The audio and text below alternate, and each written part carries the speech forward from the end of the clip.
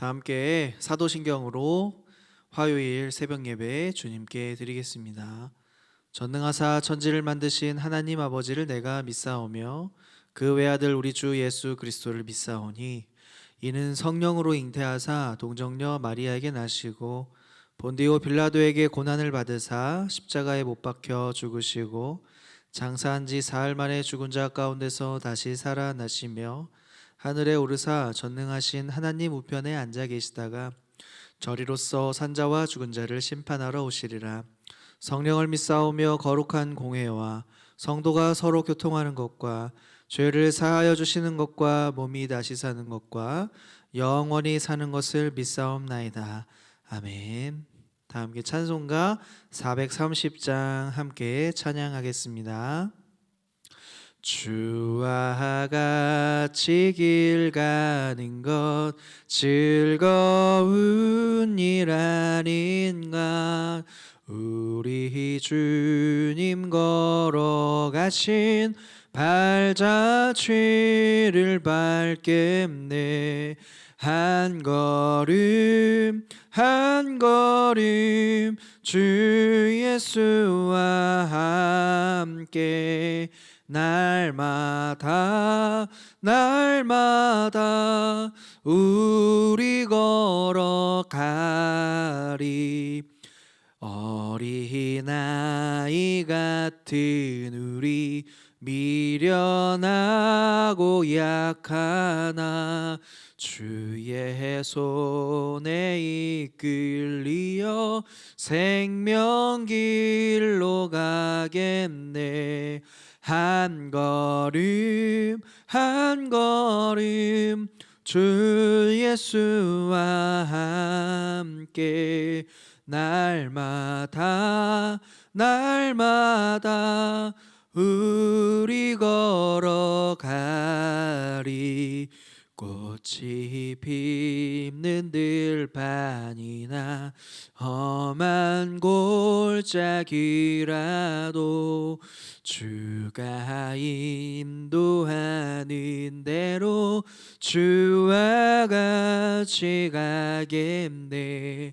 한 걸음 한 걸음 주 예수와 함께 날마다 날마다 우리 걸어가리. 옛 선지자의 녹같이 우리들도 천국에 들려 올라갈 때까지 주와 같이 걷겠네. 한 걸음 한 걸음 주 예수와 함께 날마다 날마다 우리 걸어가리.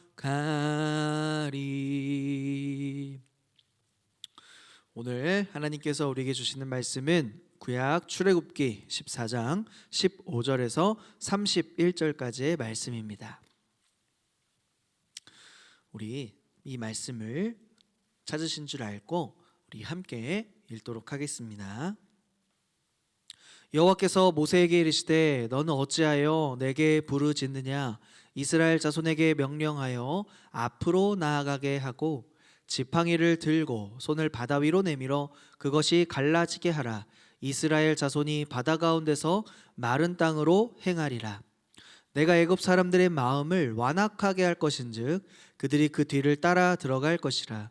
내가 바로와 그의 모든 군대와 그의 병거와 마병으로 말미암아 영광을 얻으리니 내가 바로와 그의 병거와 마병으로 말미암아 영광을 얻을 때에야 애굽 사람들이 나를 여호와인 줄 알리라 하시더니 이스라엘 진 앞에서 가던 하나님의 사자가 그들의 뒤로 옮겨가매 구름 기둥도 앞에서 그 뒤로 옮겨 애굽 진과 이스라엘 진 사이에 이르러 서니 저쪽에는 구름과 흑암이 있고 이쪽에는 밤이 밝음으로 밤새도록 저쪽이 이쪽에 가까이 못하였더라.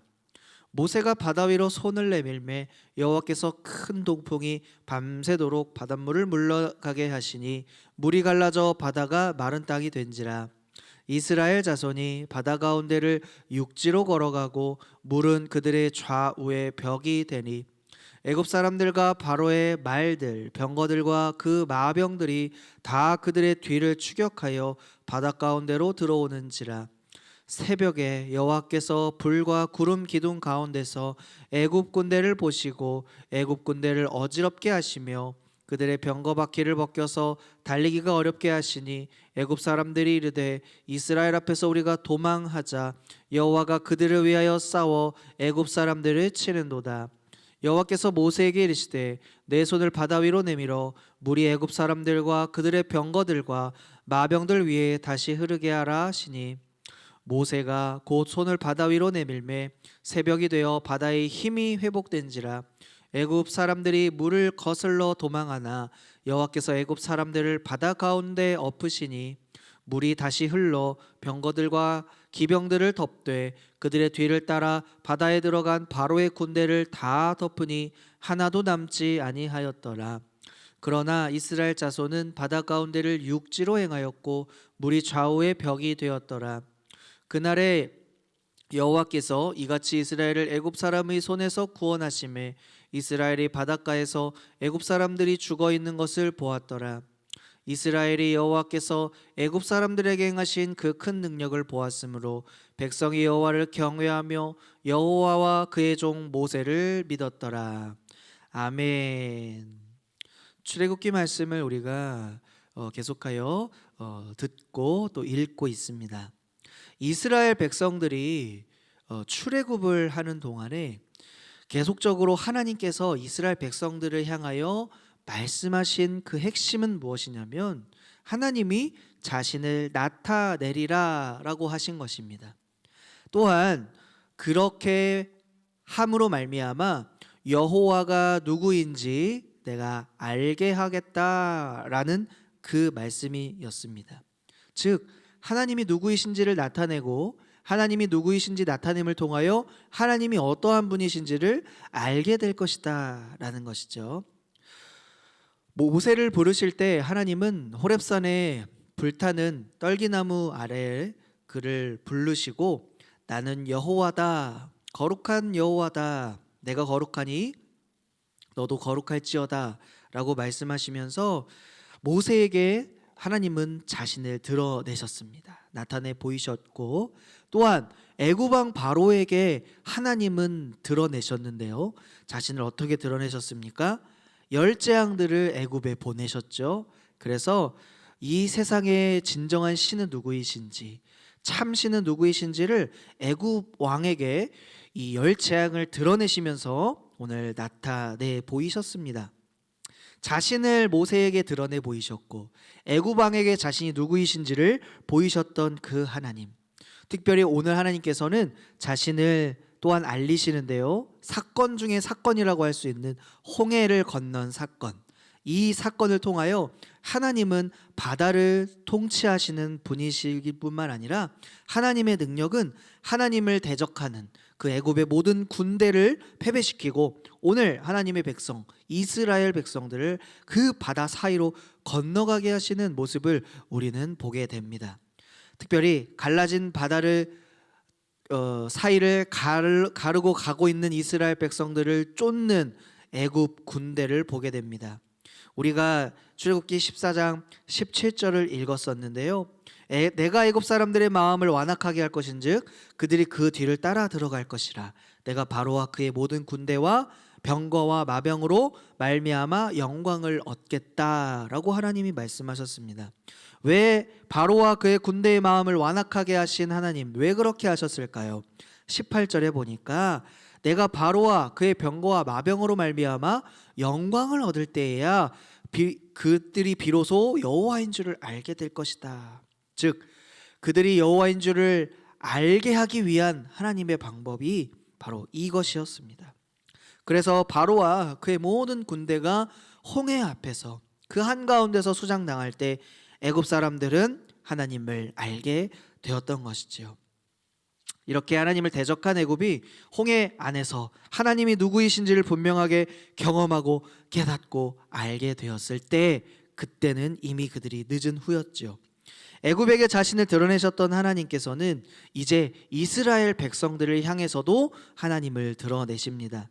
홍해 앞에서 애굽 군대를 보고 동요했던 이스라엘 백성들, 또한 그 모습을 통하여 믿음이 없는 모습을 보여주었던 이 이스라엘 백성들에게 하나님께서는 홍해를 육지처럼 건너갈 수 있도록 길을 여심으로써 하나님 자신을 나타내셨습니다.